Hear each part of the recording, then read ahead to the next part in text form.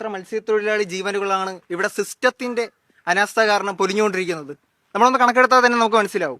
കഴിഞ്ഞ കുറേ നാളുകളായി എത്ര മത്സ്യത്തൊഴിലാളി ജീവനുകളാണ് വിഴിഞ്ഞത്തും മുതലപ്പൊഴിയിലും അതോടൊപ്പം തന്നെ നമ്മുടെ ഈ തിരുവനന്തപുരം തീരദേശത്ത് നഷ്ടമായിക്കൊണ്ടിരിക്കുന്നത്. എന്നിട്ടും നാളിതുവരെ നമ്മുടെ സിസ്റ്റം കഴിഞ്ഞ 20 വർഷമായി തുടരുന്ന പ്രക്രിയ തന്നെയാണ് തുടർന്നുകൊണ്ടിരിക്കുന്നത്. ഒരു പുരോഗതിയും മത്സ്യത്തൊഴിലാളികളുടെ വിഷയം വരുമ്പോൾ ഇതുവരെ മത്സ്യത്തൊഴിലാളിയുടെ റെസ്ക്യൂ ഓപ്പറേഷൻ ആയിരുന്നാലും മത്സ്യത്തൊഴിലാളിയുടെ സുരക്ഷ സംബന്ധിച്ചായിരുന്നാലും ഇതുവരെ യാതൊരുവിധ പുരോഗതിയും ഉണ്ടാകാത്തൊരു സിസ്റ്റമാണ് ഇവിടെ നടന്നുകൊണ്ടിരിക്കുന്നത്. ഇവിടെ ഞങ്ങൾ മറൈൻ എൻഫോഴ്സ്മെന്റിലൊക്കെ സംസാരിക്കുമ്പോൾ അവർ പറയുന്നത് ഞങ്ങൾക്ക് ഓടി എത്താൻ വേണ്ടി ബോട്ടില്ല, ബോട്ടിൽ ഡീസലില്ല, ഡീസൽ അടിക്കാൻ പൈസയില്ല. അപ്പോൾ ഈ ബഡ്ജറ്റിലും മത്സ്യത്തൊഴിലാളികൾക്കും ഫിഷറീസിനും സെക്ടറിനുമായി അനുവദിച്ചിരിക്കുന്ന തുക എവിടെയാണ്? മത്സ്യത്തൊഴിലാളികളുടെ ജീവൻ രക്ഷിക്കാൻ വേണ്ടി ഒരു സിസ്റ്റത്തിന് സാധിക്കുന്നില്ല എന്ന് അവർ തുറന്നു പറയുകയാണ്. പിന്നെ ഇവർ കാലാവസ്ഥാ മുന്നറിയിപ്പ് നൽകുന്നെന്ന് പറഞ്ഞു.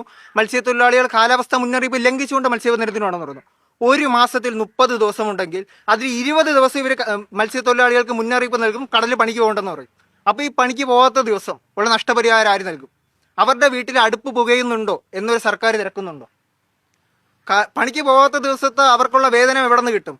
അതായത് ഇപ്പോൾ കാലാവസ്ഥ മുന്നറിയിപ്പ് ഇവിടെ നൽകിക്കൊണ്ടിരിക്കുന്നത് കോഴിക്കോട് കാറ്റ് വീശിയ തിരുവനന്തപുരത്തുള്ള മത്സ്യത്തൊഴിലാളികൾ പണിക്ക് പോകാൻ പാടില്ല, കന്യാകുമാരി കാറ്റ് വീശിയ തിരുവനന്തപുരത്തുള്ള മത്സ്യത്തൊഴിലാളികൾ പണിക്ക് പോകാൻ പാടില്ല, അങ്ങ് എറണാകുളത്ത് കാറ്റ് വീശിയ തിരുവനന്തപുരത്തുള്ള മത്സ്യത്തൊഴിലാളികൾ പണിക്ക് പോകാൻ പാടില്ല. അപ്പോൾ ഈ ജനറൽ വെതർ വാർണിംഗ് നൽകുന്നതിലുപരി പ്രാദേശികമായി പൂവാർ എത്ര കാറ്റ് വീശും, കന്യാകുമാരിയിൽ എത്ര കാറ്റ് വീശും, കൊച്ചുതോപ്പിൽ എത്ര കാറ്റ് വീശും, അടിമലത്തുറ എത്ര കാറ്റ് വീശും, ഇന്ന ദൂരപരിധിയിൽ എത്ര കാറ്റ് വീശും എന്നുള്ള ഒരു പ്രാദേശികമായിട്ടുള്ള ഒരു കാലാവസ്ഥ വരും. ലോക്കലൈസ്ഡ് വെതർ ഇൻഫർമേഷൻ സർവീസ് ഞങ്ങൾ നൽകാൻ വേണ്ടി എത്ര നാളെ ഈ സർക്കാരിനോട് ആവശ്യപ്പെട്ടുകൊണ്ടിരിക്കുകയാണ്. മത്സ്യത്തൊഴിലാളികളുടെ സുരക്ഷിതത്വം, കടലിൽ പണിയെടുക്കുന്ന മത്സ്യത്തൊഴിലാളികളുടെ സുരക്ഷ, കടലിൽ തൊഴിലെടുത്തതിൻ്റെ പേരിൽ മാത്രം ജീവൻ നഷ്ടപ്പെട്ട ഒരു സമൂഹമാണ് ഇന്നത്തെ ഇവിടെ നമ്മുടെ മത്സ്യത്തൊഴിലാളി സമൂഹം. അപ്പോൾ അവരുടെ സുരക്ഷയിൽ സർക്കാർ എന്നൊരു ഉറപ്പ് നൽകും? അതിനുവേണ്ടിയുള്ള നടപടികൾ സർക്കാർ എന്ന് തുടങ്ങുമെന്നുള്ളൊരു ചോദ്യമാണ് ഞങ്ങൾ മുന്നോട്ട് വയ്ക്കുന്നത്. ഞങ്ങളും ഈ കേരളത്തിൻ്റെയും ഈ രാജ്യത്തിൻ്റെയും പൗരന്മാരാണ്.